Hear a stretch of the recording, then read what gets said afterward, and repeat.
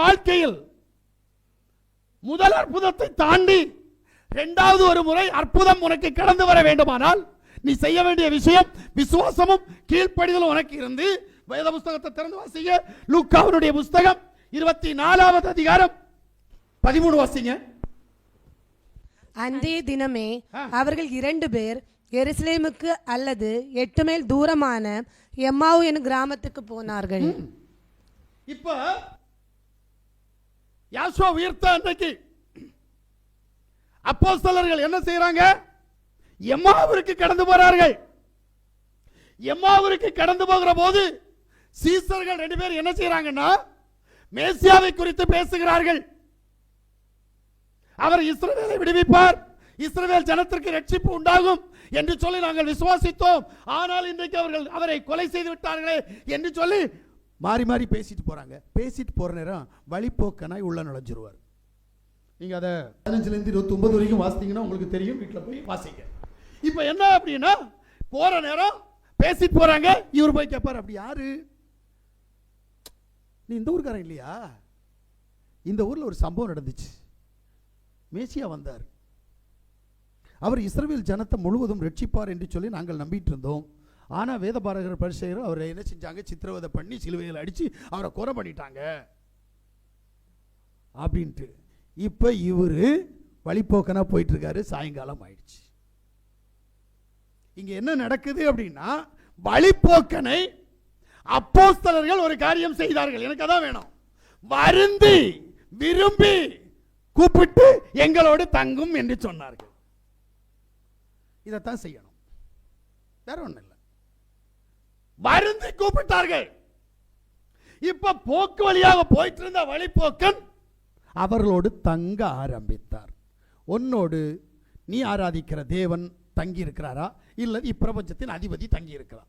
அப்புறம் எப்படி யார் அற்புதம் செய்வா? அதிபதி தான் உன்னை நடத்துவான். நீங்க இன்னைக்கு சொல்லலாம், இல்ல இல்ல யாசோ எங்களோடு கூட இருக்கிறார், தேவன் எங்களோடு கூட இருக்கிறார், அவர் எங்களுக்காக அடிக்கப்பட்டார், எங்களுக்காக. எல்லா கட்டுக்கதை எனக்கு தெரியும், எல்லா கட்டுக்கதை எனக்கு தெரியும். நீ சொல்றதெல்லாம் கட்டுக்கதை. தேவன் உன்னோடு கூட இருந்தால் உன்னுடைய வாழ்க்கையில் வித்தியாசம் கடந்து வரும். நீ அடிமைப்பட்டு இருக்க மாட்டாய். நான் முழுக்க முழுக்க உண்மையை பேசுறேன். சர்வ வல்லமையுள்ள தேவன் உன்னிடத்தில் இருந்தால் நீ பிசாசுக்கோ பாவத்துக்கோ பாரம்பரியத்துக்கோ உன்னுடைய மாம்சத்துக்கோ நீ அடிமைப்பட மாட்டாய். இங்கதான் சிக்கல். இப்ப நம்மள பாவம், பாரம்பரியம், சாபம், மாம்ச இச்சை நம்மை அடிமைப்படுத்துகிறது. நாம் அதற்குரிய அடிமையாக கடந்து போகிறோம் என்று சொன்னால் நாம் ஆராதிக்கிற உண்மையான யாவாகிய யாசுவ மேசியா நம்மிடத்தில் இல்லை. இப்பிரபஞ்சத்தின் அதிபதி நம்மிடத்தில் இருக்கிறபடினால் நம்மை அந்த இச்சையினுடைய ஊடாய் வழி நடத்தி கொண்டிருக்கிறான். இப்ப சொல்லுங்க, தேவன் என்கிட்ட இருக்காருன்ட்டு. தேவன் உன்னிடத்தில் சும்மா வர மாட்டார். நீ அவருடைய பிள்ளையாக மாறினால், உன்னை நீ யுத்த புருஷனாக தரித்து கொண்டு இப்பிரபஞ்சத்தின் பிசாசோடு கூட நீ யுத்தம் பண்ணினால் தேவன் உன்னிடத்தில் வருவார். தேவன் உன்னிடத்துல என்ன விரும்புறாரோ அதனுடைய ஊடாய் கடந்து போகணும். இப்ப இந்த சீசர்கள் வருந்தி கூப்பிட்டாங்க. அவர் வந்தார். வந்தவர் சும்மா இருக்கலங்க, சாப்பிட்றதுக்கு அப்பத்தை எடுத்தார். அவர் எடுக்கிற நேரம் ஜெபம் பண்ணார். 2 பேரும் கண்ணு திறந்துச்சு.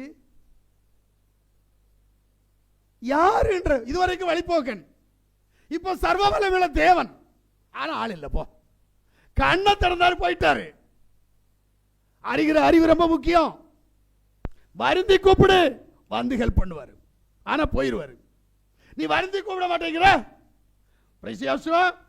ராஜாக்களுடைய புஸ்தகம் 6வது அதிகாரம் 1லிருந்து வாசிங்களேன். 2 ராஜாக்கள் 6வது அதிகாரம் 1லிருந்து. தீர்க்கதரிசியின் புத்திரர் எலிசாவை நோக்கி, இதோ நாங்கள் உம்முடன் குடியிருக்கிற இந்த இடம் எங்களுக்கு நெருக்கமாய் இருக்கிறது. நாங்கள் யோர்தான் மட்டும் போய் அவ்விடத்தில் ஒவ்வொருவர் ஒவ்வொரு உத்தரத்தை வெட்டி குடியிருக்க அங்கே எங்களுக்கு ஒரு இடத்தை உண்டாக்குவோம் என்றார்கள். அதற்கு அவன், போங்கள் என்றான். அவர்களில் ஒருவன், நீ தயவு செய்து உமது அடியாரோடு கூட வர வேண்டும் என்றான். அதற்கு அவன், நான் வருகிறேன் என்று சொல்லி அவர்களோடு கூட போனான். அவர்கள் யோர்தான் நதி அருகே வந்தபோது மரங்களை வெட்டினார்கள். ஒருவன் ஒரு உத்திரத்தை வெட்டி விழுந்து கையில் கோடாரி தண்ணில் விழுந்தது.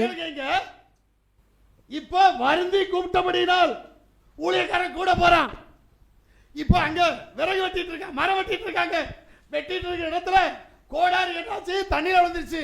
அவன் சொல்லுவான், ஐயோ இந்த கோடாரியை நான் இரவு வாங்கிட்டு வந்திருக்கிறேன், வாடகைக்கு வாங்கிட்டு வந்திருக்கிறேன், கொடுக்கல, நான் என்ன பண்றது அப்படின்ட்டு. தேவ மனுஷன் வந்து கேட்பான், கோடாரி எங்க விழுந்துச்சு? இதுல தான் விழுந்துச்சு. ஒரு மரத்துண்டை வெட்டி தண்ணியில தூக்கி போடுவான். இரும்பு தண்ணியில மிதக்கிற வல்லமை, தேவ வல்லமை வெளிப்பட்டது. உனக்கு வல்லமை வரணும்னா தேவ மனுஷன் உன் கூட இருக்கணும், சும்மா இல்லை. அற்புதம் நடக்கணும்னா தேவ மனுஷனுடைய கரத்தில் இருக்கணும். நீ உன் இஷ்டத்துக்கு இருந்தேன்னா தேவன் வல்லமை உன் இடத்துல வெளிப்படாது. இங்க இரும்பு தண்ணியில மிதக்குமா? மிதக்காது. மிதக்க வைத்தவர் என் தேவன். எவ்வளவு பெரிய வல்லமை! நடக்காதுங்க, விஞ்ஞானத்துக்கு ஒத்து வராதுங்க, ஆனா ஒத்து வர பண்ணினவர் என் தேவன். தேவனால கூடாத காரியம் ஒன்றும் இல்லை. இதைத்தான் நீங்க புரியணும்.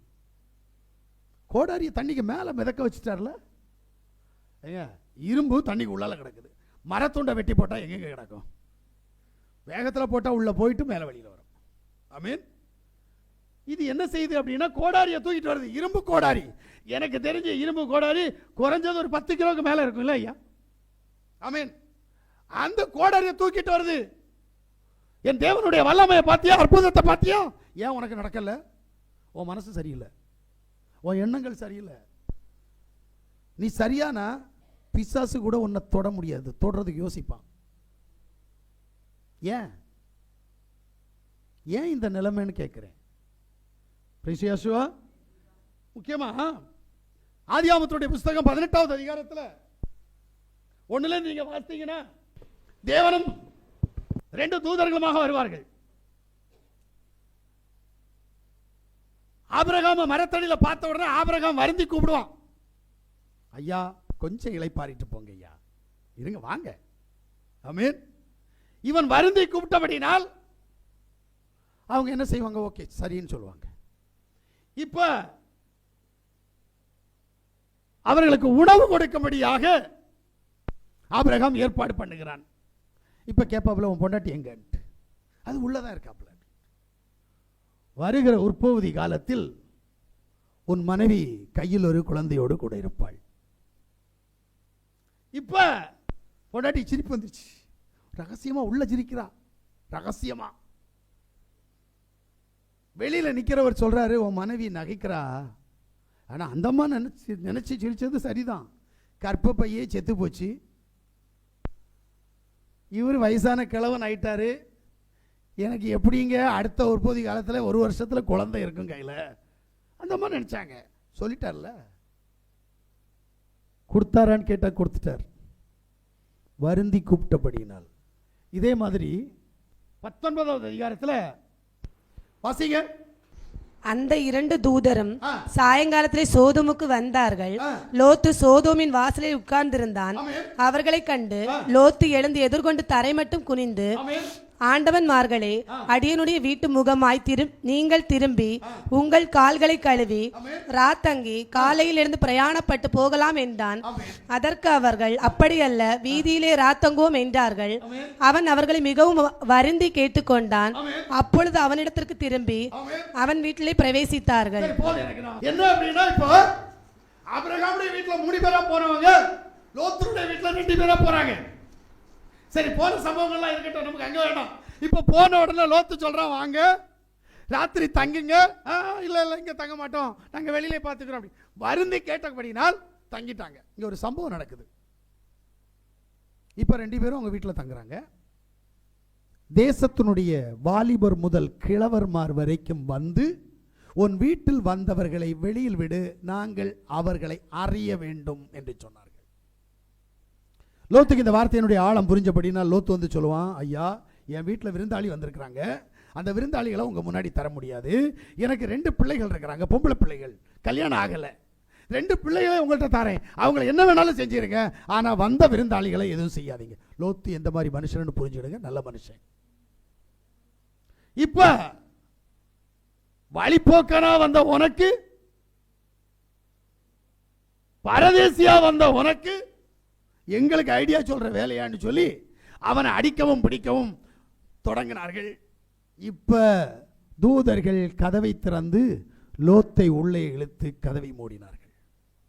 மூடின பின்பு வந்த வாலிபர்கள் அத்தனை பேருக்கும், கிழவன்மார் அத்தனை பேருக்கும், உள்ளிருந்த தேவ மனுஷனை அறிய வேண்டும் என்று வந்த அத்தனை பேருடைய கண்களும் குருட்டாட்டம் பிடித்தது. ஆனால் தேவ மனுஷர்களை அரவணைத்த, பாதுகாத்த இவனுக்கோ எந்த விதமான ஆபத்தும் இல்லை. அந்த தேசம் அழிந்தது. அழிந்த பின்பும் லோத்தும் லோத்தினுடைய பிள்ளைகளும் காப்பாற்றப்பட்டார்கள். கொஞ்சம் யோசிக்கிறீங்களா? தேவன் உன்கிட்ட இருக்காரா? சும்மா சொல்லிட்டு இருக்கலாம், நான் ஞானஸ்நானம் எடுத்தேன், அவர் என்கிட்ட இருக்கிறாரு, நான் அவருடைய பிள்ளை, நான் இத்தனை வருஷ விசுவாசி சொல்லலாம். அது உனக்கு நன்மையாக இருக்கும். தேவனுடைய வல்லமை உன்னிடத்தில் கடந்து வருகிறதா? சும்மா நான் தான் நினைக்காத, அது ஓந்தான் ஆயிரும். நான் சொல்றதான் உண்மை. எந்த சூழ்நிலையும் எனக்கு தெரியும், என்னால் ஆகும், நான் பார்த்துக்கிடுவேன் சொல்லாத. சொன்ன நாசமாயிருவ. அவர் உன்னிடத்தில் இல்லாமல் உன்னால் ஒன்றும் செய்ய முடியாது. அப்ப அவரை நீ வருந்தி கூப்பிடணும். அடுத்த அற்புதத்துக்கு இதுதான் நான் என்ன சொல்ல வரேன் அப்படின்னா, உங்ககிட்ட இருக்கிற பிரச்சனை, போராட்டம், கஷ்டம், கடன் தொல்லை, பிசாசனுடைய சகல கிரியைகளும் அழிக்கப்பட வேண்டுமானால் அது அற்புதத்தின் ஊடாகத்தான் நடக்கும். அப்ப அற்புதம் நடக்கணும்னா முதல்ல அவரை வருந்தி கூப்பிடணும்.